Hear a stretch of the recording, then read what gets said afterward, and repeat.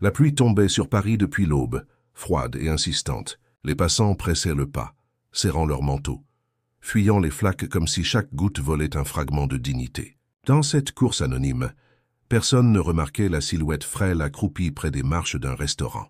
Une petite fille, pas plus de 8 ans, les joues creusées, les yeux grands comme des fenêtres ouvertes sur la faim.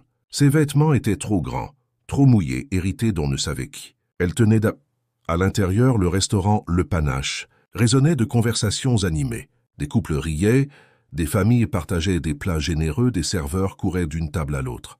L'odeur du pain grillé et des sauces mijotées enveloppait la salle. Personne ne pensait à ce qui se passait de l'autre côté des vitres embuées. On vivait, on consommait, on se distrayait. La vie battait son plein, indifférente.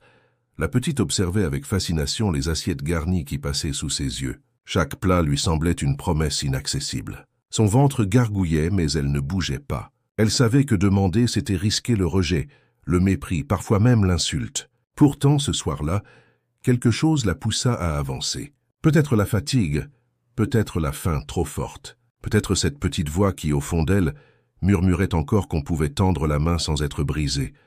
Elle attendit. Quand le serveur s'approcha pour débarrasser, elle leva ses yeux vers lui. « Puis-je avoir vos restes ?» Sa voix trembla, mais elle franchit l'air comme une flèche douce. Le silence tomba un instant sur la table. La femme haussa les sourcils, l'homme posa sa fourchette. On regarda l'enfant comme une apparition. Le serveur, pris de court, hésita. La demande était simple, presque dérisoire. Mais elle contenait une charge immense. La reconnaissance d'une faim, l'aveu d'une invisibilité. Le monsieur fronça les queues autour, certains clients commençaient à chuchoter. Quelques rires moqueurs jaillirent. « Encore une petite qui fait la manche », souffla un homme en costume. D'autres baissèrent les yeux, gênés de voir leur confort percé par une vérité nue. La petite ne bougeait pas. Elle serrait sa peluche et répétait un peu plus fort « Puis-je avoir vos restes ?» Ce n'était pas une supplique dramatique, c'était une demande claire, tenue par le fil de son courage. Le serveur, ému, prit l'assiette encore à moitié pleine. Le patron, alerté, s'approcha. Il observa la scène, agacé. « Nous ne pouvons pas tolérer ça devant nos clients. » Mais déjà une voix s'éleva d'une autre table. « Donnez-lui à manger. » Une femme s'était levée, indignée. Son mari acquiesça. Puis un jeune ajouta « Elle n'a rien demandé d'autre que des restes. »« Vous avez honte de quoi ?» Le murmure devint rumeur. Le restaurant, quelques secondes plus tôt rempli de conversations anodines, vibrait désormais d'une tension nouvelle. La petite fille sans le ça. Le silence qui avait saisi la salle se brisa par une phrase claire. Servez-lui une assiette, pas des restes. Elle venait d'un vieil homme assis près de la fenêtre, un habitué qui connaissait chaque serveur par son prénom. Son ton ne portait ni agressivité ni reproche, il portait seulement l'évidence. Le patron blêmit. Autour, plusieurs clients hochèrent la tête. L'équilibre du pouvoir venait de basculer. Là où il croyait contrôler l'image de son restaurant, il découvrait qu'une petite fille et quelques... Le serveur, encouragé, s'agenouilla devant la fillette. « Tu veux bien entrer ?» demanda-t-il doucement. Ces mots franchirent la barrière invisible qui séparait l'intérieur du trottoir. La petite hésita, serra sa peluche, puis accepta. En franchissant le seuil, elle trembla. Le restaurant entier la suivait du regard. Elle avait l'impression de pénétrer dans un monde interdit, un royaume où elle n'avait jamais eu le droit de s'asseoir. Le parquet brillait, les nappes étaient blanches, les verres alignés. Son cœur. Le serveur l'installa à une petite table dans un coin discret. Certains clients reprirent leur conversation. D'autres continuaient d'observer, partagés entre curiosité et malaise. La petite posa sa peluche sur la chaise à côté d'elle, comme pour ne pas être seule. Quand le serveur apporta une assiette chaude, l'odeur l'envahit. Elle inspira profondément. Ses yeux s'embuèrent. Elle remercia d'une voix à peine audible. « Merci. » Le premier morceau fondit dans sa bouche comme une promesse tenue. Ses mains À une autre table, une femme murmurait à sa fille « Tu vois, on ne devrait pas gaspiller. » L'enfant, troublé, baissa les yeux vers son assiette trop pleine. Un homme prit son téléphone, filma discrètement, publia sur les réseaux. En quelques minutes, la vidéo commença à circuler. On y voyait une petite fille, fine silhouette dans un grand restaurant, manger avec lenteur un plat offert. Le titre improvisé disait « Elle voulait des restes, elle reçoit un repas ». Dans la loge de cuisine, certains employés réaguent, le patron, lui, restait crispé. Il voyait son autorité lui échapper, son établissement devenir une scène de morale publique. « Ah, vous ne comprenez pas ?» siffla-t-il à l'oreille du serveur. Si nous faisons cela une fois, nous devrons le faire toujours. Mais le serveur répliqua, peut-être qu'il le faut. Ces mots, simples, mirent à nu la fracture entre deux visions du monde. Celle qui protège une image et celle qui répond à une détresse. La petite, elle, mangeait lentement, comme pour graver chaque bouche. À la fin du repas, elle posa ses couverts avec soin. Elle regarda le serveur, puis le patron, puis la salle entière. « Merci. Je voulais juste ne plus avoir mal au ventre. » Cette phrase, dite sans pathos, sans calcul, se grava dans les murs. Plusieurs clients se levèrent, vinrent lui offrir un fruit, un morceau de pain, une pièce glissée discrètement. Elle sourit timidement, ne sachant que faire de cette soudaine attention. Quand elle sortit du restaurant, la pluie avait cessé. La rue brillait sous les lampadas. Le lendemain de cette soirée inhabituelle, le restaurant Le Panache ne ressemblait plus à lui-même. L'air y flottait chargé d'un parfum de curiosité, presque d'électricité. Les clients habituels entraient avec un sourire différent, posèrent des questions au serveur, comme si chacun voulait vérifier par lui-même la véracité de ce qu'on racontait déjà dans tout le quartier. La petite fille sans abri, celle qui avait demandé les restes, était devenue un sujet brûlant. Des voisins qui ne s'étaient jamais dans la rue, l'histoire s'était répandue à la vitesse de la pluie sur le pavé. La vidéo postée la veille avait déjà dépassé plusieurs milliers de vues. On y voyait la petite, silhouette frêle mais digne, manger lentement son assiette offerte. Le contraste entre son air timide et l'élégance du restaurant frappait les esprits. Certains commentaient avec colère « Comment peut-on laisser un enfant mendier ?» D'autres exprimaient de la honte. « Je suis passé devant ce restaurant sans jamais la voir. » Les mots. Rosa, la fleuriste du coin, affirma à ses clientes qu'elle avait souvent aperçu la petite, toujours assise au même endroit, peluche contre elle. « Mais vous savez, dit-elle en baissant la voix, personne n'ose vraiment s'arrêter. On a peur de déranger ou de se sentir coupable. » Ces confidences circulèrent.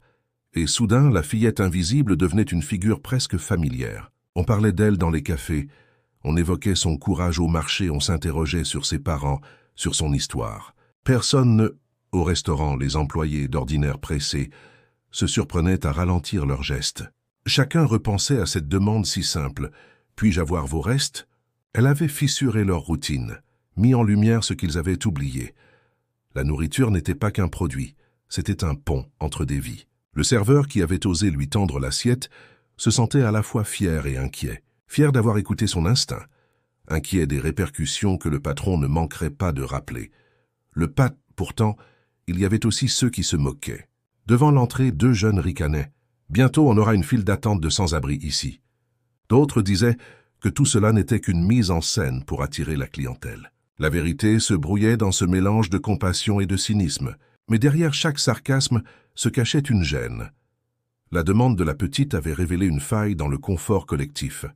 Un journaliste local décida d'écrire un article. Il décrivit la scène avec émotion. Ce soir-là, alors que le restaurant fermait ses portes, un petit attroupement se forma devant. Des passants espéraient la revoir. Certains apportaient des sacs de nourriture, d'autres des vêtements. Mais la fillette n'était pas là. Le trottoir semblait vide, presque orphelin de sa présence. On comprit alors qu'elle n'était pas un spectacle à reproduire, mais une vie fragile, insaisissable. Cette absence pesa lourd, comme si chacun devait repartir avec son propre reste de conscience. La nouvelle s'était répandue comme une traînée de poudre et le quartier tout entier semblait se réveiller à une réalité qu'il feignait jusque-là d'ignorer. Les réseaux sociaux, les conversations de bistrot, les couloirs d'école, tout bruissait de la même histoire. Une petite fille inconnue avait franchi le seuil d'un restaurant chic pour demander, d'une voix fragile mais ferme, les restes d'un repas. Ce n'était ni un crime ni un scandale, mais la simplicité de la scène bouleversait les cœurs. C'était l'écho de... Le lendemain, de nombreuses personnes se pressèrent devant le Panache. Non pour y déjeuner, mais pour interroger les serveurs, scruter les vitrines, espérer entrevoir la petite silhouette qui avait ému tant de regards. On déposait des sacs de nourriture au pied de la porte, des vêtements pliés, quelques jouets. Certains laissaient même des lettres. « Petite fille, si tu reviens, sache que tu n'es pas seule. » Mais la fillette ne réapparut pas. Cette absence, paradoxalement, alimentait encore plus la fascie. Le serveur Julien qui lui avait donné l'assiette se sentait étrangement investi d'une mission. Chaque soir, en quittant le travail, il parcourait les rues voisines, guettant la silhouette frêle, qu'il interrogeait les sans-abri qu'il croisait. Avez-vous vu une enfant brune avec une peluche ?» La plupart haussaient les épaules. L'un d'eux finit par dire « Oui, je crois l'avoir vue près de la gare, dormant sous un abri. » Julien accéléra le pas, mais il ne trouva qu'un carton vide et quelques miettes de... Le patron du restaurant, M. Darras, vivait la situation comme une humiliation. « Nous ne sommes pas une soupe populaire », répétait-il à ses employés. Mais ces mots perdèrent de leur force. L'opinion publique l'avait déjà jugé.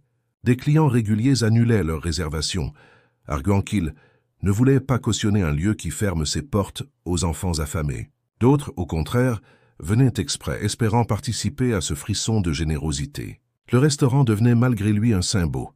Dans les écoles du quartier, on évoquait aussi l'histoire. Des instituteurs prirent l'initiative de discuter avec leurs élèves de la pauvreté, de l'injustice sociale, de la faim.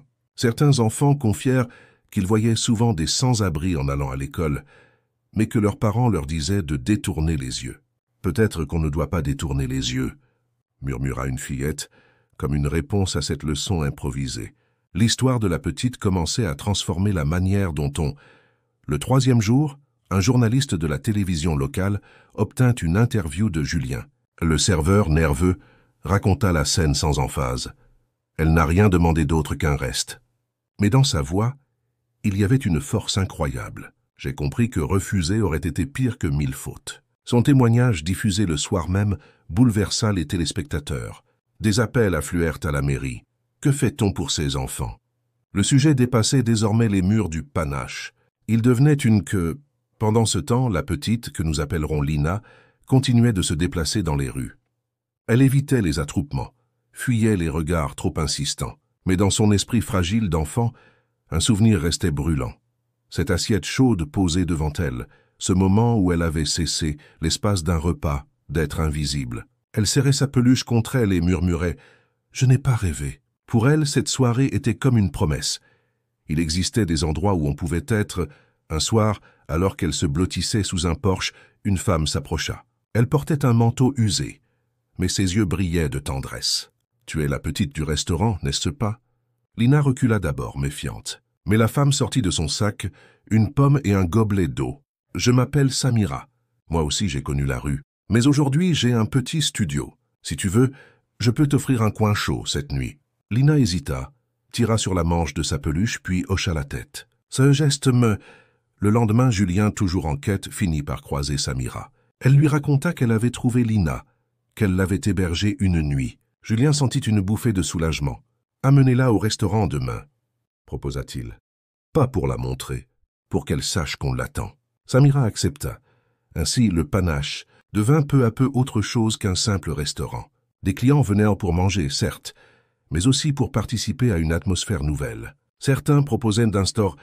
Monsieur Darras résistait encore. « Vous allez ruiner ma réputation », répétait-il, mais même lui commençait à percevoir que son établissement échappait à son contrôle. Ce n'était plus seulement un lieu de gastronomie, mais un lieu de conscience. La demande de la petite résonnait comme une cloche que personne ne pouvait faire taire, et tandis que les échos se multipliaient dans les rues, les cafés, les écoles, une évidence se dessinait. La voix fragile de Lina avait réveillé une ville endormie. Elle avait... Le retour de Lina au restaurant Le Panache se fit sous un ciel gris, chargé de nuages bas qui semblaient peser sur les toits parisiens. La pluie qui s'était abattue les jours précédents avait laissé des flaques le long des trottoirs, reflétant les enseignes lumineuses des cafés et des boulangeries. Samira, la femme qui l'avait accueillie pour une nuit, marchait à ses côtés. Elle tenait Lina par la main, non pas avec la fermeté d'un adulte qui guide un enfant récalcitrant, mais avec la délicatesse d'une sot. Quand elles arrivèrent devant la façade élégante du panache, Lina s'arrêta. Elle resta immobile quelques secondes, fixant l'enseigne dorée, comme si ce nom avait désormais une résonance particulière pour elle. Samira s'agenouilla pour croiser son regard. « Tu te souviens ?» demanda-t-elle. Lina hocha la tête, son visage à moitié dissimulé derrière sa peluche usée. « Ils t'ont donné à manger, ma fille. Ils t'ont vue. Tu n'étais plus invisible. » Ces mots semblaient vouloir la rassurer, mais Lina n'avait peu. À l'intérieur, Julien, le serveur qui avait été le premier à tendre une assiette à la fillette, s'affairait entre les tables. Il portait un plateau chargé de verres lorsqu'il aperçut, par la vitre embuée, la petite silhouette immobile. Son cœur bondit dans sa poitrine. Il posa le plateau en hâte et se précipita vers l'entrée. Lorsqu'il ouvrit la porte, il découvrit Lina trempée malgré le parapluie de Samira, les yeux grands ouverts comme si elle craignait d'être repoussée cette fois-ci. Julien esquissa un S. La salle entière se tourna vers elle. Ceux qui avaient assisté à la scène des restes la reconnurent aussitôt. Une rumeur parcourut les tables, faite de murmures et de regards chargés d'émotion. Certains clients sourirent, d'autres baissèrent les yeux gênés par leur propre indifférence passée. Lina, intimidée par ces regards, serra plus fort sa peluche contre elle et se cacha presque derrière Samira. Julien s'agenouilla pour se mettre à sa hauteur. « Et tu es revenu ?» dit-il doucement. « On t'attendait. » C'est Monsieur Darras, le patron, sortit de son bureau en entendant l'agitation. Son visage fermé contrastait avec l'émotion ambiante. Il n'aimait pas perdre le contrôle, et depuis que la petite avait franchi sa porte, il avait l'impression que son établissement lui échappait. Pourtant, lorsqu'il croisa le regard de Lina, il fut troublé. Ce n'était pas seulement de la misère qu'il lisait dans ses yeux, mais une force tranquille, une dignité inattendue, quelque chose qu'il ne parvenait pas à nommer. Samira prit là. Pendant qu'elle mangeait, Samira expliqua à Julien ce qu'elle savait d'elle. Lina parlait peu, mais observait tout. Elle se souvenait des moindres détails. Les couleurs des façades, les expressions des passants, les odeurs de cuisine. C'est une mémoire d'enfant qui n'a rien d'autre pour se sentir exister, dit Samira avec tristesse. Lina, sans rien dire, posa sa main sur celle de sa protectrice, comme pour lui dire qu'elle avait raison. Les clients écoutaient à distance, touchés par ces bribes d'histoire. Peu à peu, l'image de Lina changea. Elle n'était plus la petite sans-abri, filmée à la sauvette, mais une enfant de chair et de sang avec une voix, une mémoire et une présence. On commença à chuchoter son prénom, à le répéter comme une prière, Lina. Ce prénom circula bientôt dans le quartier, transformant une silhouette anonyme en visage familier. Un photographe du journal local, qui espérait un cliché sensationnel, demanda la permission de la photographier. Samira, indignée, refusa. « Vous n'allez peu » À la fin du repas, Lina se leva timidement.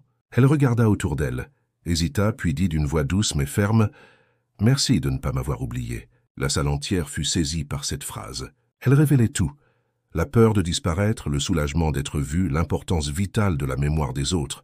Julien sentit ses yeux s'embuer. Samira lui caressa les cheveux et murmura « Tu vois, on ne vit pas seulement de pain, on vit aussi de mémoire ». Lina hocha la tête. En sortant du restaurant, lorsque Lina sortit du restaurant ce soir-là, la pluie s'était arrêtée et les pavés luisaient sous les réverbères comme un tapis scintillant. Elle marchait aux côtés de Samira, tenant sa peluche contre sa poitrine, les yeux fixés sur la route qui s'ouvrait devant elle. Pourtant, quelque chose avait changé. Pour la première fois depuis longtemps, elle ne se sentait pas invisible. Elle avait l'impression que son nom, son regard, son histoire s'étaient inscrits quelque part dans la mémoire d'autrui. Et Le lendemain matin, la rumeur de sa seconde visite s'était répandue dans tout le quartier. On parlait de la petite comme d'une légende vivante. Dans les cafés, les serveurs la désignaient en chuchotant. C'est la fillette qui a demandé les restes. Les enfants de l'école voisine l'évoquaient avec une curiosité teintée d'admiration. Certains disaient qu'elle était courageuse. D'autres la comparaient à une héroïne de conte moderne.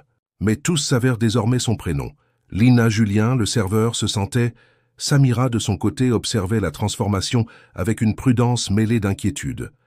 Elle savait combien la lumière pouvait brûler. Trop de regards finissent par peser sur les épaules d'un enfant, pensa-t-elle. Pourtant, elle ne pouvait nier l'effet positif que cette reconnaissance avait sur Lina. La petite souriait davantage, parlait un peu plus. Elle osait poser des questions simples.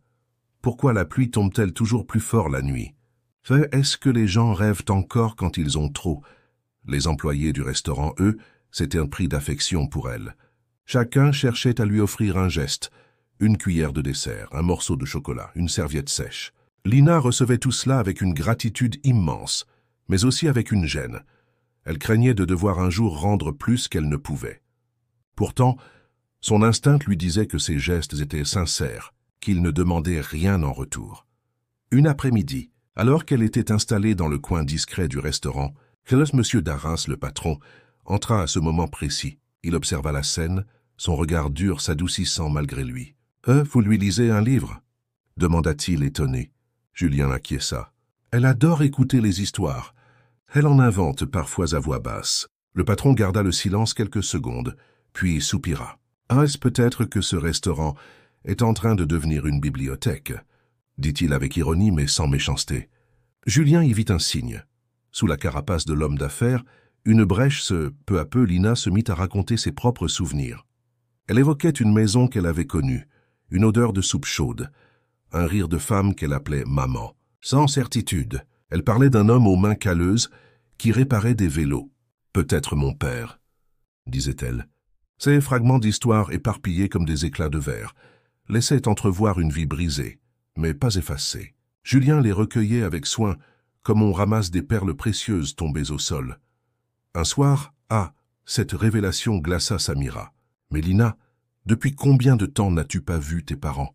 La petite haussa les épaules. « Amitié au sandafage, je ne sais pas, beaucoup de nuits. » Ces mots tombèrent comme une pierre dans l'eau, provoquant des ondes de tristesse chez tous ceux qui l'entendaient. Samira serra l'enfant contre elle. « Alors on va chercher, ma fille. On ne va pas te laisser sans réponse. » Le lendemain, Julien et Samira commencèrent à interroger des associations locales, des bénévoles, des services sociaux. Pendant ce temps, Lina continuait de venir au restaurant. Chaque visite renforçait son lien avec les clients, qui se surprenaient à lui parler comme à une voisine. Une vieille dame lui apporta une écharpe tricotée. Un étudiant lui donna un livre d'images. Un boulanger du quartier lui offrit une brioche chaude. Lina accueillait ses dons avec la même phrase, répétée comme un rituel. « Merci de ne pas m'oublier. » Peu à peu, son visage devenait familier, presque incontournable. Elle n'était plus l'enfant anonyme. Julien se souvint alors d'une phrase que Lina avait murmurée un soir. « Je voudrais revenir, pas seulement pour manger, mais pour écouter. » Il comprit que ce désir cachait une soif plus profonde que celle du ventre. La soif d'appartenance. Ce n'était pas seulement la faim qui la rongeait, c'était l'exil, l'absence d'un lieu où sa voix pouvait résonner. Et il décida, avec Samira, de tout faire pour que cette voix trouve enfin sa place. Ce soir-là, Lina s'endormit chez Samira, la tête posée sur son oreiller.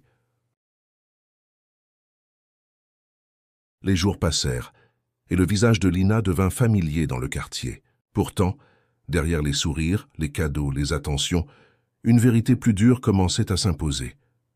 Personne ne savait vraiment d'où venait cet enfant. On l'avait adopté comme une petite mascotte de la rue, un symbole de solidarité. Mais son histoire réelle demeurait enveloppée de brume. Samira le sentait. Tôt ou tard, il faudrait ouvrir les portes du passé, et ce qu'elle révélerait pourrait bouleverser l'équilibre fragile. Un matin, alors qu'elle accompagnait Lina jusqu'au panache, Samira remarqua deux hommes en costume qui discutaient non loin.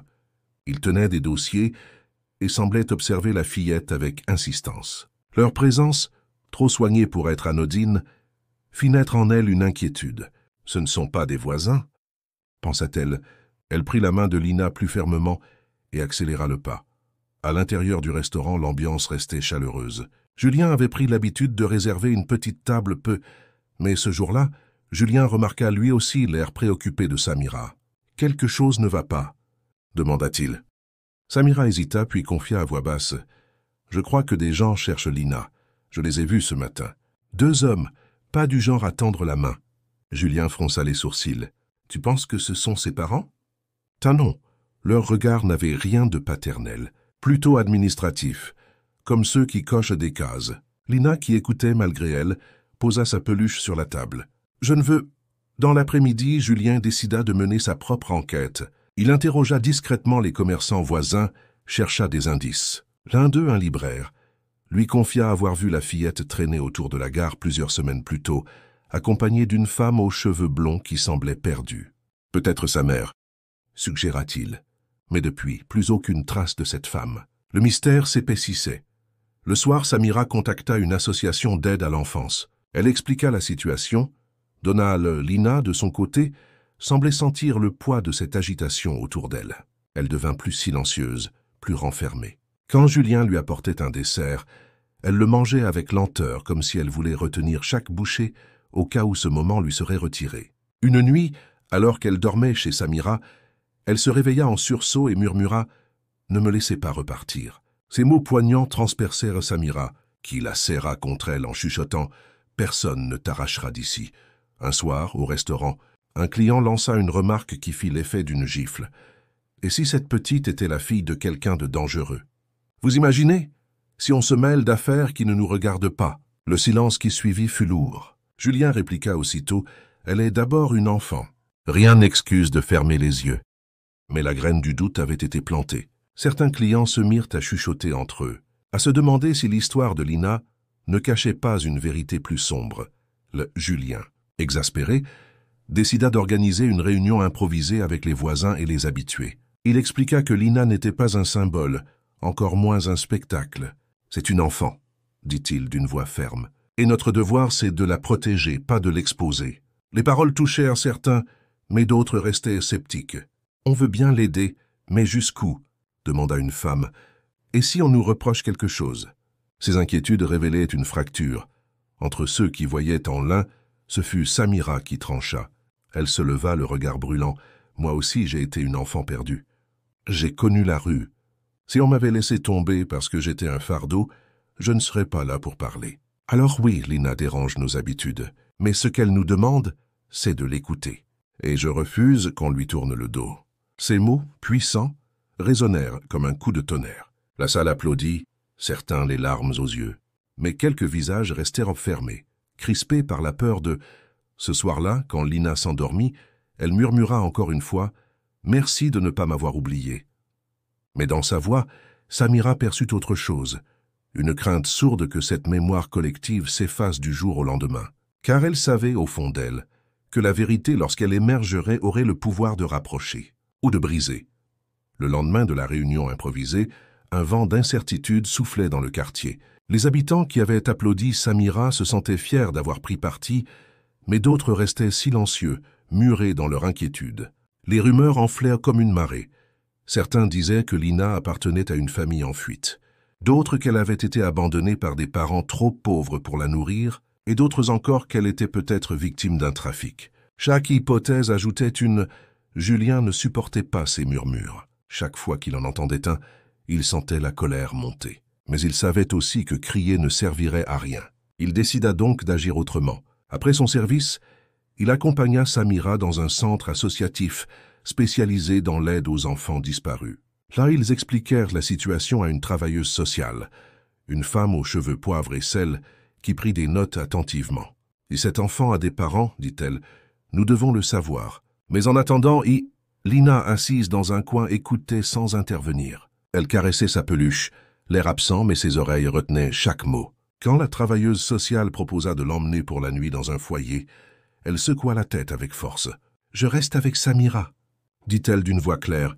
C'était la première fois qu'elle s'imposait avec une telle détermination. Samira posa sa main sur son épaule. « Bien sûr, ma fille. Personne ne décidera sans toi. » Cette phrase marqua un tournant. On comprit que mais les inquiétudes ne disparaissaient pas. Dans le quartier, certains habitants commençaient à éviter le restaurant, craignant d'être mêlés à une histoire qui leur échappait. Monsieur Darras, le patron, voyait ses chiffres chuter et s'emportait chaque soir. « Vous comprenez ce que ça nous coûte. Cette petite est en train de nous ruiner. » Julien, exaspéré, répliqua un jour. « Peut-être qu'elle nous sauve au contraire. » Cette confrontation fit éclater au grand jour la fracture entre une logique d'image un soir, alors que Lina dessinait sur une nappe en papier, elle fit apparaître des formes étranges. Une maison, une femme qui souriait, un vélo posé contre un mur. Julien la questionna doucement. « C'est ta maison ?»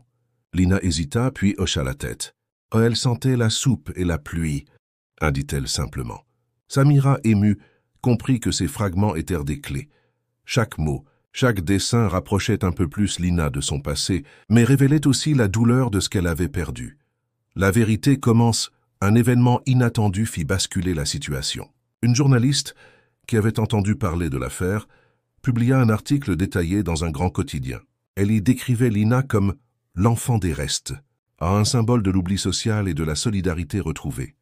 L'article se répandit comme une traînée de poudre, relayé sur les réseaux, commenté à la télévision. Lina devint malgré elle une figure publique. Samira s'inquiétait de cette soudaine notoriété. « Trop de lumière attire les ombres », répétait. Effectivement, quelques jours plus tard, les deux hommes en costume réapparurent. Cette fois, ils entrèrent directement dans le restaurant. Ils montrèrent des badges officiels. Ils appartenaient à un service administratif chargé de l'enfance. Leur ton était poli, mais leur regard froid glaça tout le monde. « Nous cherchons des informations sur une mineure répondant au prénom de Lina, » dirent-ils. Le silence tomba sur la salle. Lina se recroquevilla sur sa chaise, serrant sa peluche avec une intensité douloureuse. Julien, furieux, s'interposa. « Elle est ici en sécurité. Vous ne l'arrachez pas comme un dossier. » Mais les hommes rappelèrent qu'ils agissaient selon la loi. Samira prit alors la parole. « La loi ne devrait pas effacer l'humanité. Cette petite a déjà été abandonnée. Vous voulez que ça recommence ?» Les clients présents applaudirent spontanément, mais l'inquiétude grandissait. La situation dépassait le cadre du restaurant. Lina, terrifiée, chuchota à Samira « Ne me laissez pas partir. » Cette supplique Le soir même, une réunion se tint en urgence dans l'appartement de Samira. Julien, quelques voisins et même un journaliste indépendant y participèrent. On débattit longtemps. Fallait-il cacher Lina, risquer de se mettre hors la loi, ou fallait-il coopérer avec les services sociaux au risque de la perdre? Les voix s'élevaient, se contredisaient, se brisaient. Finalement, Samira se leva, épuisée mais déterminée. « Ce que nous devons faire, ce n'est pas de choisir entre la loi et la peur. C'est de dire la vérité. » Ce fut la première fois qu'on décida de raconter publiquement l'histoire de Lina, non pas comme un symbole abstrait, mais comme une vie réelle, avec un passé, une mémoire et un présent fragile. Et cette décision allait tout changer. Le lendemain de la réunion, Paris se réveilla avec un nouveau visage collé sur ses écrans. Lina, la petite fille qui avait demandé des restes dans un restaurant, était devenue la une des journaux télévisés et la star involontaire des réseaux sociaux. On montrait la vidéo de son premier repas au panache, en boucle, accompagnée de commentaires larmoyants, d'analyses politiques, parfois même de débats violents. D'un côté, on la décrivait comme l'icône de la misère moderne, un cri contre l'indifférence. De l'autre, dans les rues, les gens chuchotaient son prénom. « C'est elle, Lina, tu as vu ?» Certains la cherchèrent du regard, espérant croiser sa silhouette frêle et pouvoir dire qu'ils avaient vu l'enfant des restes. D'autres déposèrent des cadeaux devant le restaurant, jouets, vêtements, lettres de soutien. Mais derrière cet élan de solidarité, il y avait aussi une curiosité malsaine, une soif de spectacle. Lina n'était plus seulement une enfant, elle était devenue une histoire que tout le monde voulait sa propre. Julien observait ce déferlement avec une angoisse croissante. Chaque nouveau reportage, chaque photo publiée sans consentement, lui donnait l'impression qu'on volait un peu plus de l'âme de Lina. « Elle n'a pas choisi d'être filmée », répétait-il aux journalistes qui se pressaient devant la porte du panache. Mais personne ne voulait l'écouter. Le sensationnalisme avait pris le dessus. Samira, de son côté, protégeait Lina autant qu'elle le pouvait. Elle évitait les sorties inutiles, lui couvrait le visage de M. Darras, le patron, se retrouva au centre de la tempête. Lui qui craignait pour l'image de son restaurant, voyait désormais son établissement envahi par des caméras, des micro-trottoirs, des files d'attente interminables. Les clients n'entraient plus pour savourer un repas, mais pour espérer apercevoir la petite. Certains exigeaient de s'asseoir à la table de Lina, comme si c'était une attraction touristique. Darras, partagé entre le profit et la lassitude, vacillait. « On va finir par perdre notre... » Au milieu de ce tumulte, Lina se taisait. Elle semblait se refermer à mesure que sa notoriété grandissait. Ses yeux fuyaient les objectifs. Ses mains tremblaient lorsqu'elle voyait un inconnu s'approcher. Elle murmurait souvent à Samira « Pourquoi il me regarde comme ça? Je ne suis pas une bête de foire. » Ces paroles, prononcées avec une douleur d'enfant, brisaient le cœur de Samira. Elle savait que la médiatisation pouvait donner une chance à Lina, mais elle comprenait aussi qu'elle risquait de la détruire. Un soir, Julien tenta de lui expliquer « Les gens parlent de toi parce que tu leur rappelles quelque chose qu'ils avaient oublié. Tu leur rappelles qu'il y a des enfants dehors et que c'est insupportable. » Lina hocha la tête, mais ses larmes coulèrent. « Mais moi, je voulais juste manger. » Cette phrase simple et déchirante résonna comme une vérité nue. Derrière les discours et les articles, il y avait une petite fille qui n'avait jamais demandé à devenir un symbole. La presse, pourtant, s'emballait de peu. Certaines personnalités politiques commencèrent à s'approprier l'affaire. Un député déclara à l'Assemblée « L'histoire de Lina est la preuve de l'échec de notre système social. » Un autre répliqua « Elle illustre au contraire la générosité des Français. » Lina devenait un champ de bataille idéologique. Les éditoriaux s'enflammaient. Les débats télévisés se succédaient, et au milieu de tout cela, la voix de l'enfant se perdait. Samira décida d'agir. Elle contacta une journaliste indépendante, connue pour son « La journaliste accepta et publia un article intitulé « Lina n'est pas un symbole, c'est une enfant ». Le texte, simple et poignant, décrivait la fillette avec humanité, racontait ses gestes, ses silences, ses peurs. « Elle ne veut pas être admirée », écrivait-elle. « Elle veut être protégée ». L'article fit l'effet d'un électrochoc. Certains lecteurs comprirent enfin l'indécence de leur curiosité. Mais d'autres, fascinés, redoublèrent d'ardeur. Plus on voulait protéger Lina, plus on cherchait à l'apercevoir. Ce pas, Julien sentit que la fracture s'agrandissait. D'un côté, des gens sincèrement émus, prêts à aider. De l'autre, une foule avide de spectacle. Et au centre, Lina tiraillée, épuisée. Un soir, alors qu'elle se blottissait dans les bras de Samira, elle chuchota « J'aimerais être invisible encore une fois ». Ces mots brisèrent le silence comme un coup de tonnerre, car au fond, ce que Lina réclamait, ce n'était pas la gloire ni la pitié. C'était le droit d'être une enfant ordinaire, à l'abri des regards. Les jours suivants, la pression médiatique atteignit son apogée. Le restaurant Le Panache ne désemplissait plus, mais la clientèle avait changé. Aux familles venues pour un dîner convivial, s'étaient substitués des curieux, des influenceurs, des blogueurs, tous avides d'immortaliser une photo devant la table de Lina. Certains allèrent jusqu'à tendre des micros à la petite quand elle entrait, comme si elle devait livrer un discours à chaque pas. Samira la protégeait de son mieux, mais elle sentait l'éthos Julien, de son côté, se battait pour préserver un semblant de normalité. Il servait ses clients, mais chaque sourire lui coûtait. Il se surprenait à rêver d'un temps où le restaurant était un simple lieu de repas, et non une scène de théâtre, où une enfant devenait le centre d'une pièce qu'elle n'avait jamais voulu jouer. Plus les caméras s'accumulaient, plus il se disait que Lina courait un danger invisible, celui d'être dévorée par les regards. La fracture dans le quartier devenait de plus en plus nette. Un soir, un groupe de jeunes entra, bruyant, se filmant en direct sur leur téléphone. Ils exigèrent de voir Lina. « Allez, où est la petite star ?» Julien refusa sèchement. « C'est un signe, ma chère, c'est moi qui suis en retard après ça. Ce n'est pas une attraction. » Les jeunes ricanèrent, bousculèrent une chaise, puis sortirent en laissant derrière eux un goût amer. Lina, qui avait entendu la scène, se recroquevilla dans un coin, ses mains tremblant autour de sa peluche. Samira la serra contre elle. « Tu n'es pas une star, ma fille.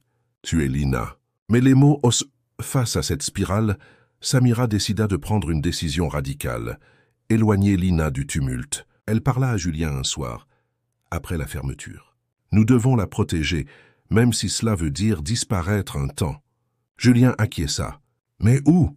Samira expliqua qu'elle connaissait une petite maison à la campagne, prêtée parfois par une amie. Là-bas, personne ne viendra la chercher. L'idée semblait juste, mais dangereuse. Fuir, c'était aussi alimenter les rumeurs. Pourtant, protéger Lina passait avant.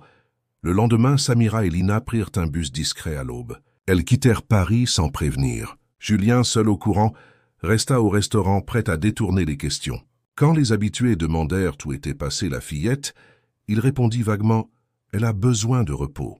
Cette absence, loin de calmer la curiosité, l'attisa. Les journalistes s'interrogeaient « Où est Lina ?» Les titres sensationnalistes fleurirent. La petite sans-abri a disparu de nouveau. À la campagne, Lina retrouva un âne. Elle passait des heures à écouter les bruits de la nature, à courir dans l'herbe, à sentir la chaleur du soleil sur sa peau. Samira, soulagée, la regardait vivre enfin comme une enfant. Pourtant, même là, Lina restait hantée par une peur. « Et s'il me retrouve ?»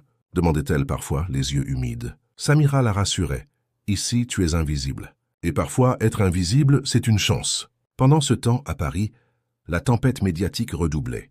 Le restaurant croulait sous les demandes d'interview. Julien Las finit par accepter une interview, mais à ses conditions. Devant les caméras, il déclara d'une voix ferme « Lina n'est pas une histoire, c'est une enfant. Si vous voulez vraiment l'aider, cessez de la traquer et commencez par regarder autour de vous. Il y a des centaines d'enfants comme elle chaque jour dans nos rues. » Ces paroles, reprises largement, firent réfléchir certains. Mais d'autres y virent une provocation. « Il nous cache la vérité », accusa un tabloïd, la fracture s'agrandissait. Elle, à la campagne, Lina commençait pourtant à se reconstruire.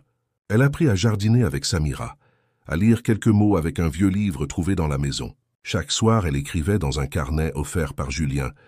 Des phrases courtes, des dessins, des rêves. Elle y nota un jour « Aujourd'hui, j'ai eu moins peur ». Ce carnet devint son refuge, sa preuve qu'elle pouvait encore grandir malgré le bruit du monde. Mais cette paix fragile ne pouvait durer éternellement. Un matin, alors qu'elle revenait à la campagne, le calme semblait au premier abord une bénédiction. Lina découvrait des paysages qu'elle n'avait jamais vus. Des champs ondulants sous le vent, des sentiers bordés de haies fleuries, des ruisseaux dont le clapotis semblait raconter une histoire ancienne. Pour elle qui n'avait connu que le bruit des voitures, les trottoirs froids et les recoins sombres des gares, cette nature avait quelque chose d'irréel. Elle respirait plus librement. Elle riait parfois en courant derrière des papillons, et Samira, chaque matin, elles sortaient ensemble, Lina portant sa peluche toujours serrée contre son cœur, mais désormais moins comme un bouclier et davantage comme une compagne de jeu. Samira lui montrait comment cueillir des herbes, comment reconnaître les traces d'animaux dans la boue, comment écouter le chant des oiseaux. Lina écoutait avec une attention grave, comme si elle gravait dans sa mémoire ces leçons simples, ces gestes quotidiens qui construisent un foyer. Pourtant, derrière ces moments de joie fragile, Sam, un soir assise près du feu, Lina se mit à dessiner dans son carnet. D'abord des fleurs, puis une maison aux volets bleus. Enfin, une silhouette féminine avec de longs cheveux clairs et un sourire tendre. Samira s'approcha. « Qui est-ce » demanda-t-elle. Lina hésita, mordilla son crayon puis chuchota. « Je crois que c'était ma maman. » Les mots tombèrent dans le silence comme des pierres dans l'eau. Samira sentit une douleur sourde monter en elle. La petite commençait à retrouver des morceaux de son histo. Les jours suivants, Lina parla davantage. Elle raconta des bribes de souvenirs. Une chanson fredonnée avant de dormir, l'odeur d'un parfum qui se mêlait à celle du savon, des mains qui la berçaient. Mais elle évoqua aussi des images plus sombres, des cris, des portes qui claquent, une silhouette masculine menaçante. Samira comprit que l'histoire de Lina n'était pas seulement faite d'abandon, mais aussi de blessures profondes. Julien, resté à Paris, appelait régulièrement pour prendre des nouvelles. Samira, lui, à Paris, la situation restait explosive. Les journalistes continuaient d'exiger des réponses. Les autorités cherchaient à localiser Lina. Les habitants du quartier s'interrogeaient. Mais Julien tenait bon. « Elle est en sécurité », répétait-il. Il refusait de donner plus de détails, conscient que chaque mot pouvait mettre Lina en danger. Certains le traitaient de menteur, d'autres l'érigeaient en héros discret. Il ne se voyait ni comme l'un ni comme l'autre. Il voulait seulement protéger une enfant. À Lacan, un soir, Lina fit un cauchemar. Elle se réveilla en hurlant, son corps secoué de sanglots. Samira la prit dans ses bras et attendit que ses larmes se calment. « Qu'as-tu vu » demanda-t-elle doucement. Lina murmura, « Un homme qui me cherchait. Il disait que j'étais à lui. » Ces mots glaçants confirmèrent ce que Samira craignait. Derrière l'histoire de Lina, il y avait peut-être un danger plus grand qu'un simple abandon. Elle se jura de ne jamais laisser cet homme, qui qu'il soit, approcher l'enfant. Un matin, Lina s'assit au bord du ruisseau et confia à Samira « Parfois, j'ai l'impression d'avoir deux vies. Celle où je suis invisible et j'ai faim, et celle où je ris avec toi ici. Mais je ne sais pas laquelle est vraie. » Samira l'embrassa sur le front. « Les deux sont vraies, ma fille. Mais c'est à toi de choisir laquelle tu veux continuer. » Lina resta silencieuse, puis sourit faiblement. Ces mots semblaient lui donner une force nouvelle. Peu à peu, Lina commença à transformer ses blessures en mots. La maison de campagne où Lina vivait désormais avec Samira avait quelque chose d'un refuge, mais aussi d'un miroir. Le silence y reflétait les pensées enfouies, les souvenirs endormis qui, soudain, se réveillaient. Chaque matin, Samira ouvrait les volets pour laisser entrer la lumière, et chaque matin elle observait le visage de la petite. Parfois, Lina souriait doucement, comme si le soleil la réchauffait de l'intérieur. Mais d'autres fois, son regard se perdait dans le vide, ses doigts triturant nerveusement. Un soir, alors qu'elle s'était installée près du feu, Lina parla de nouveau de sa mère. Elle avait une voix douce, dit-elle, les yeux brillants. Elle chantait pour moi, même quand elle pleurait. Samira sentit une émotion lui serrer la gorge. Elle savait combien ses souvenirs fragmentés étaient leurs précieux, mais aussi combien ils pouvaient blesser. « Tu te rappelles de la chanson » demanda-t-elle doucement. Lina hésita, puis fredonna quelques notes incertaines. La mélodie, brisée mais reconnaissable. Le lendemain, Lina se réveilla en sursaut, trempée de sueur. Elle raconta un rêve confus, une porte claquée, des pas lourds, une voix d'homme qui criait. « Il me cherchait », dit-elle. Samira la serra contre elle. « Ce n'était qu'un rêve, ma fille. Ici, personne ne viendra t'arracher. » Mais intérieurement, elle se jura de rester vigilante. Peu à peu, Lina trouva dans l'écriture un refuge. Elle noircissait les pages de son carnet de dessins maladroits, de mots simples. « Aujourd'hui, j'ai eu peur. »« Hassen, j'ai ri. » Les après-midi à la campagne devinrent des instants de révélation. Lina, assise près de la fenêtre, observait le paysage et notait ce qu'elle voyait. Herbe verte et vache lente. Kersendorte pluie douce. Ces mots simples étaient comme des cailloux qu'elle déposait sur le chemin de sa mémoire. Samira, touchée, l'encourageait. « Écris tout ce que tu veux. Même si ce n'est qu'un mot, il compte. » Lina hochait la tête, concentrée, comme si chaque syllabe pouvait empêcher ses souvenirs de disparaître. Un jour, Samira le calma. Elle ne doit pas être une vitrine. Elle doit rester une enfant.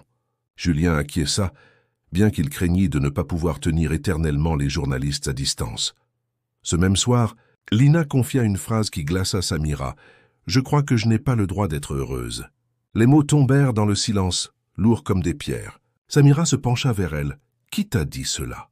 Lina haussa les épaules. « Je l'ai entendu, avant. » Elle ne précisa pas davantage. Mais Samira sait pour chasser l'ombre. Samira proposa une promenade au clair de lune. Elles marchèrent dans les champs, la lumière argentée caressant leur visage. Lina leva les yeux vers le ciel et demanda « Est-ce que les étoiles disparaissent quand on ne les regarde pas ?» Samira sourit. « Non, elles restent là, même cachées par les nuages. Comme toi, tu restes, même quand les autres détournent les yeux. » Lina sembla réfléchir longuement, puis esquissa un sourire timide. Les jours suivants, Lina sembla plus apaisée. Elle riait parfois, jouant dans le jardin avec un vieux ballon trouvé dans la remise. Samira la regardait courir, ses cheveux s'envolant au vent, et se surprenait à penser qu'elle n'avait jamais vu une enfant si fragile et si forte à la fois. Mais même dans ces instants lumineux, les blessures n'étaient jamais loin. Au moindre bruit soudain, Lina s'arrêtait net, ses yeux s'écarquillaient, comme si elle attendait que surgisse une menace invisible. Une après-midi, Julien raconta la suite avec amertume. « Ils veulent savoir où elle est. Je leur ai dit que je ne savais pas. Mais je ne suis pas sûr qu'ils me croient. » Samira sentit son cœur se serrer. Elle savait que la tranquillité de la campagne n'était qu'un sursis. Lina, qui écoutait en silence, posa alors une question désarmante. « Est-ce que je dois me cacher toute ma vie ?» Personne ne sut quoi répondre. Le soir, Samira tenta de transformer cette peur en force. Elle proposa à Lina un jeu. Écrire sur des papiers T. Lina les relut attentivement et dit « On devrait les garder dans une boîte, pour se souvenir quand on a peur. » Samira hocha la tête. Ainsi naquit la boîte du courage. Petit coffre en carton qui devint un trésor partagé. La boîte du courage devint un rituel. Chaque matin, Lina ajoutait un papier.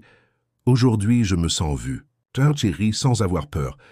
Samira m'a tenu par la main. » Et chaque soir, elles relisaient ensemble ces petits mots, comme des prières inversées qui n'étaient pas adressées au ciel, mais à leur propre mémoire. Cela donna à Lina un sentiment inédit de continuité.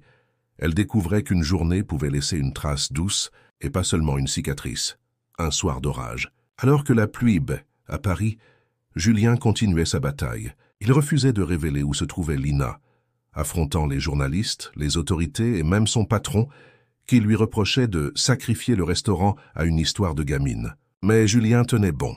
Chaque fois qu'il parlait à Samira, il lui répétait « Tenez bon aussi. Ne laissez personne vous voler ce que vous construisez avec elle. » Ces mots donnaient à Samira une force nouvelle. Lina, de son côté, commença à écrire une phrase récurrente dans son carnet. Cette déclaration simple mais bouleversante fut pour Samira la preuve que malgré les blessures, l'enfant avançait. La cicatrice restait, mais elle n'était plus une plaie ouverte. Elle devenait une histoire qu'on pouvait raconter sans se détruire. L'été s'annonçait lumineux dans la campagne, où Lina avait trouvé refuge. Les journées rallongeaient, la chaleur nappait les champs d'une douceur dorée, et chaque soir le ciel s'embrasait de nuances roses et orangées. Samira observait la petite courir dans l'herbe, cheveux défaits, peluche serrée contre elle comme un talisman qu'elle refusait d'abandonner. Elle se disait qu'il y avait dans cette image quelque chose d'inconcevable quelques mois plus tôt. Une enfant qui, jadis, n'osait même pas lever les yeux.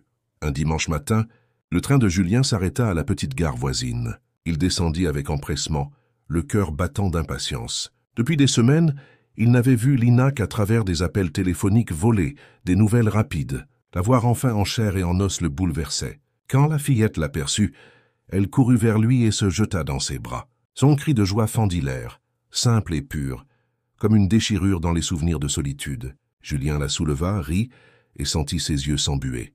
Ils partagèrent un repas dans le jardin. Du pain frais, du fromage, des tomates cueillies le matin même.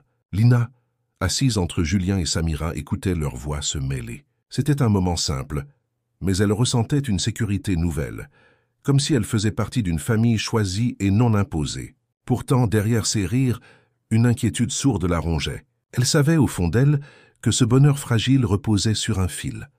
Après le repas, Julien demanda à Lina de marcher un peu avec lui le long du chemin bordé d'arbres. Samira resta en arrière, leur laissant un espace d'intimité. Le gravier crissait sous leurs pas. Julien cherchait ses mots, craignant de peser trop lourd sur les épaules d'une enfant. Finalement, il dit doucement, « Tu sais, à Paris, beaucoup de gens parlent encore de toi. Certains veulent vraiment t'aider. D'autres ne voient en toi qu'une histoire qui fait vendre des journaux. » Lina baissa la tête, fixant l'épi. Julien se tourna vers elle, stupéfait par la maturité de sa question. « Moi ? Je voudrais que tu sois libre, Lina. Libre de ne plus avoir peur. Libre de choisir où tu veux grandir. » Elle hocha lentement la tête. Mais ce mot, « choisir », résonnait en elle comme un fardeau. Le soir venu, dans son carnet, elle écrivit maladroitement « Si je choisis, est-ce que je vais perdre quelque chose ?» Samira lut cette phrase en silence et se demanda comment aider une enfant à comprendre que choisir n'est pas toujours. Le lendemain, au village, Lina accompagna Samira au marché. Les commerçants souriaient à la petite, lui offraient un fruit, une friandise. Elle se sentit regardée sans être traquée, et cela la réconforta. Mais quand une vieille femme lui demanda « Alors, où est ta maison, ma jolie ?» Lina se figea. Elle ne sut que répondre. La question innocente réveilla une douleur profonde. Elle baissa les yeux et serra la main de Samira plus fort. De retour à la maison, Lina resta longtemps silencieuse. Elle s'installa près de la fenêtre avec sa peluche et fixa l'horizon. Samira la rejoignit, posant doucement une tasse de lait chaud sur la table. « Tu veux en parler ?» demanda-t-elle. Lina haussa les épaules. « Tout le monde veut savoir où est ma maison. Mais je ne sais pas si j'en ai encore une. » Sa voix tremblait, chargée d'un mélange de tristesse et de colère. Samira prit une inspiration. Une maison, ce n'est pas seulement des murs ou un toit. Plus tard dans la soirée, Julien proposa de lire une histoire à voix haute. Lina écouta attentivement, mais à un moment, elle l'interrompit. « Dans ton histoire, l'enfant retrouve ses parents. Mais si les miens ne reviennent pas ?»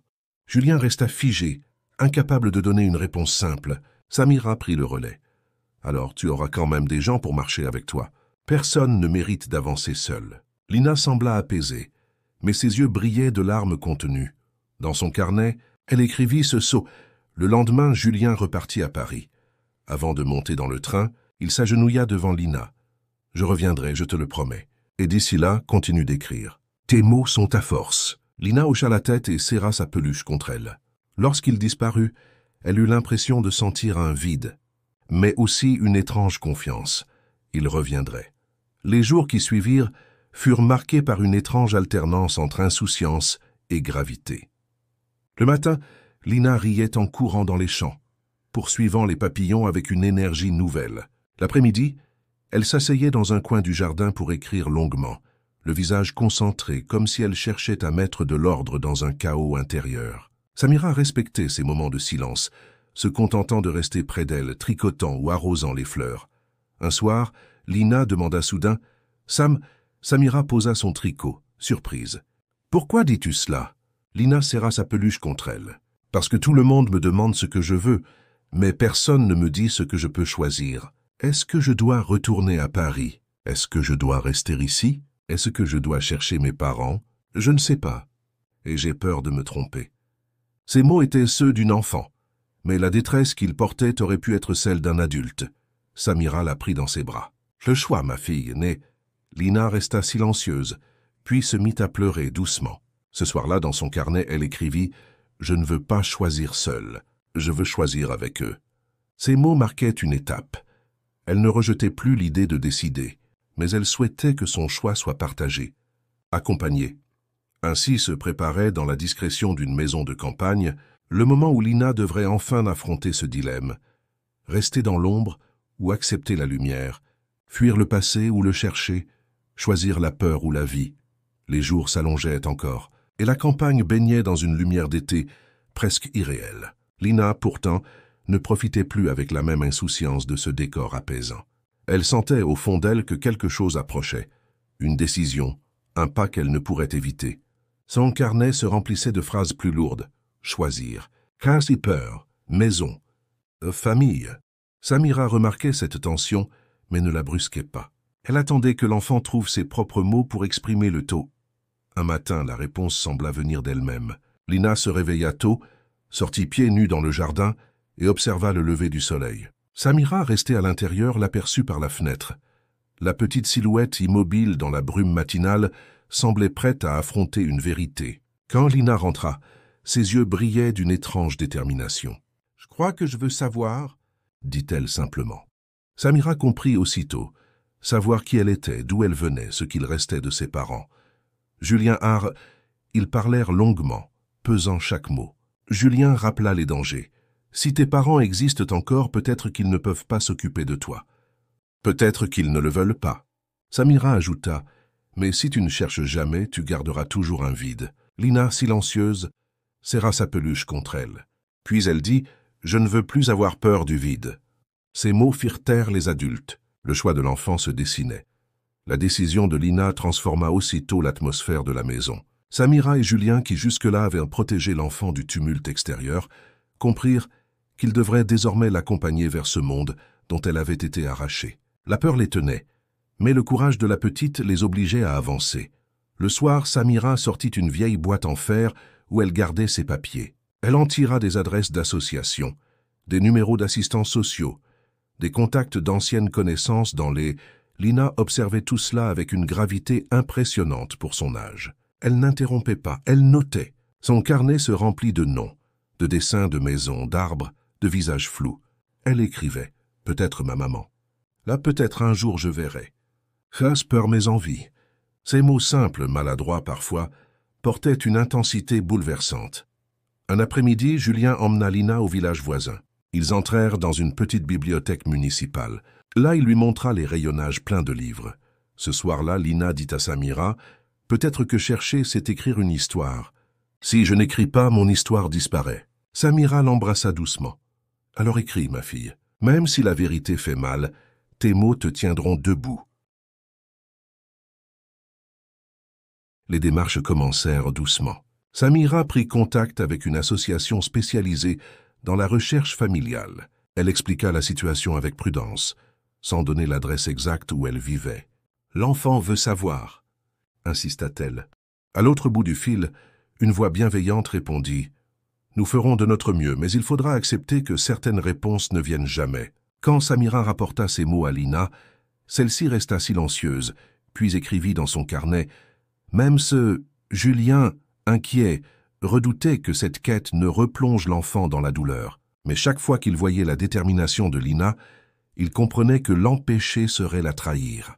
Un soir, il lui dit « Tu as plus de courage que beaucoup d'adultes. » Lina répondit simplement « Je veux juste savoir si quelqu'un m'attend. » Les jours passaient, ponctués de lettres envoyées, de coups de téléphone incertains. Lina participait à chaque étape, posant des questions, exigeant d'écrire elle-même parfois son prénom. Pour apaiser cette tension, Samira proposa un nouveau rituel. Chaque soir, elles allumaient une bougie et Lina formulait un vœu.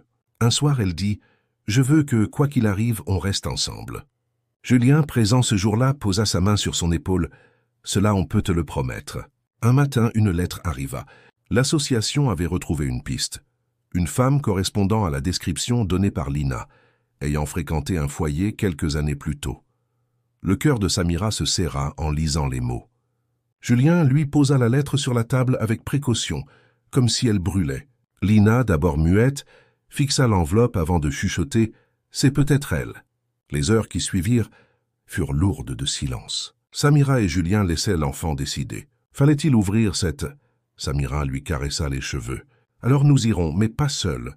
Tu seras entouré. » Lina hocha la tête. Elle avait peur, oui, mais une peur différente, presque porteuse d'avenir. Quelques jours plus tard, ils prirent la route ensemble. Lina observait le paysage défiler, serrant sa peluche d'une main et son carnet de l'autre. Elle se sentait à la fois fragile et invincible. Fragile parce qu'elle allait peut-être affronter une vérité douloureuse. Invincible parce qu'elle n'était plus seule. Le voyage et c'est ainsi que, dans la lumière vacillante d'une fin d'été, une enfant autrefois invisible se tenait prête à écrire la suite de sa propre histoire.